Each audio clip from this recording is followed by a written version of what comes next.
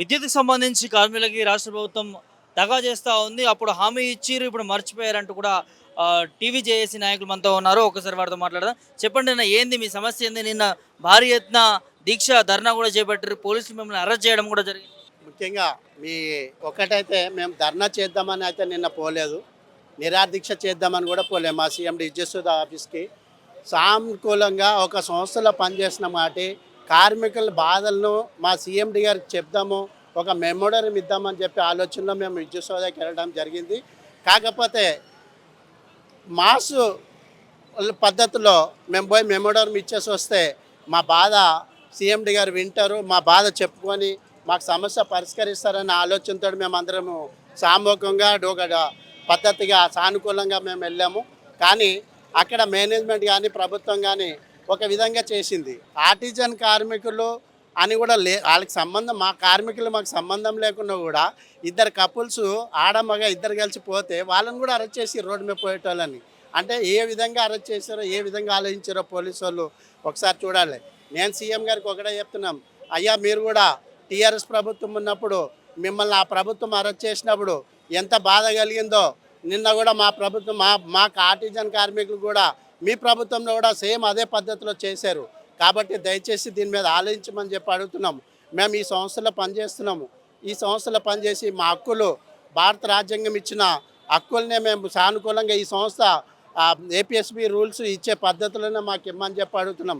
మాకు ఆర్టిజన్ అని ఒకే సంస్థలో రెండు రూల్స్ ఇచ్చారు. ఆ రెండు రూల్స్ వద్దని చెప్పేసి, ఆర్టిజన్ కన్వర్షన్ అని వద్దని చెప్పేసి ఏపీఎస్బి రూల్ కావాలని చెప్పి మేము అడుగుతున్నాం.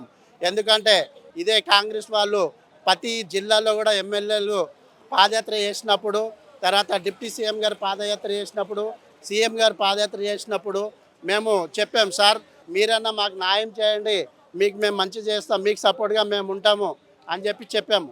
అయితే ఆయన డిప్యూటీ సీఎం గారు చెప్పారు, సీఎం రేవంత్ రెడ్డి గారు కూడా చెప్పారు, మన ప్రభుత్వం ప్రజల పాలన 6 నెలల్లో వచ్చేస్తుంది, 6 నెలల తర్వాత మీ సమస్య పరిష్కరిస్తారు అని మాట ఇచ్చారు. మాట ఇచ్చినందుకు మేము కూడా మీకు ఓట్లు వేసాము. అయ్యా మీరు ఇప్పటికైనా మమ్మల్ని శత్రువులా చూడకండి, ఈ సంస్థలో మేము కార్మికులుగా పనిచేస్తున్నాము, కార్మికులుగానే భావించి ఆలోచించండి అని చెప్పి చెప్తున్నాం. కానీ ఆర్టిజన్ అని పేరు పెట్టేసి ఇప్పుడు ఒక చిన్న వినండి, మా సంస్థలో కింద స్థాయి worker, linemen, JLM, linemen, line inspector ఇట్లా క్యాడర్ ఉంది. కాబట్టి అలా కాదు సార్ ఇదని చెప్పి సీఎం గారు కూడా మేము చెప్పడం జరిగింది. కానీ ఆయన చేస్తానని చెప్పాడు, ఇంతవరకు కాలేదు. డిప్యూటీ సీఎం గారు మా పవర్ మినిస్టర్ గారు బట్టి విక్రమార్కని కలిసినాం. ఆయనకు తెలుసు ఇదే సబ్జెక్ట్ మీద ఆర్టిజన్ ఎవరన్నా కూడా ఆయనకు తెలుసు.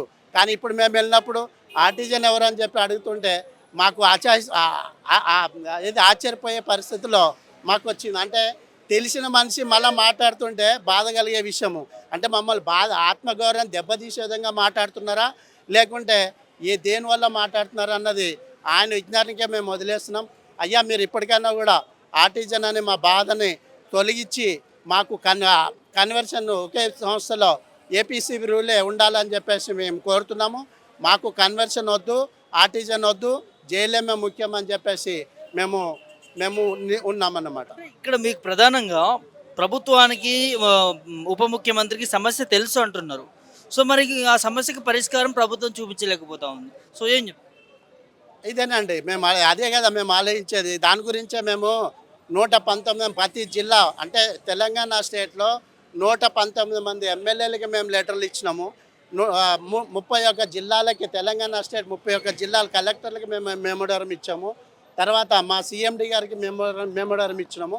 ట్రాన్స్కో సీఎండి గారికి డిప్యూటీ సీఎం గారు చెప్పిన తర్వాతనే ఒక మెమోడరం ఇవ్వండి మీ సంస్థకి, మేము దాని మీద మేము చూస్తామని చెప్పడంతో సరే అని చెప్పి ఇవ్వడానికి వెళ్తే పోలీసులను పెట్టి మమ్మల్ని దొంగలకి కూడా, ఒక క్రిమినల్ని కూడా తీసుకపోలేని ఆ స్థితిలో అంతకంటే అర్ధానంగా మమ్మల్ని అరెస్ట్ చేసాడు పోలీసు వాళ్ళని. మేము పొద్దున్నీ సాయంత్రం వరకు పనిచేసి ఇంటికి పోయి కొద్దిగా తిని పడుకున్న వాళ్ళని కూడా ఆ నిద్రలోకి వెళ్ళి లేపేసి వాళ్ళని చాలా భయభాతులు. విషయం ఏంటంటే మా ఫోన్లు తీసుకొని మా ఇంట్లోతో మాట్లాడనీయకుండా, మా ఎవరితోటి మాట్లాడకుండా అంత గంభీరంగా భయపెట్టించే విధంగా మమ్మల్ని అరెస్ట్ చేయడం అన్నది చాలా బాధగల విషయము. నేను సీఎం గారికి ఇప్పుడు కూడా చెప్తున్నాం, అయ్యా మీరు పెద్ద నాయకులు చేసిర్రు, మేము మీరు బాధపడ్డారు ఏందో మీకు తెలుసు.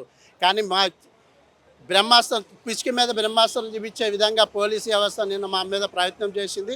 కాబట్టి మీరు ఇప్పటికైనా పర్వాలేదు, మీ ప్రభుత్వం మీద మాకు విశ్వాసం ఉంది, నమ్మకం కూడా ఉంది, మీరు చేస్తారని నమ్మకం ఉంది. కానీ అదే చేస్తారని కూడా మేము అనుకుంటున్నాం. ఒకవేళ చేయలేని పరిస్థితి నిన్నట్లాగా మాకు పోలీసు వాళ్ళతో ఇదే విధంగా చేస్తే మాత్రం రాబోయే రోజుల్లో మీకున్న మంచి పేరుని చెడిపోయే పద్ధతిలో, మీ ప్రభుత్వానికి చెడ్డ పేరు వచ్చే పద్ధతిలో జరుగుతుందని చెప్పి మేము టీవీ చేసి రాష్ట్ర కమిటీగా మేము హెచ్చరిస్తున్నాం.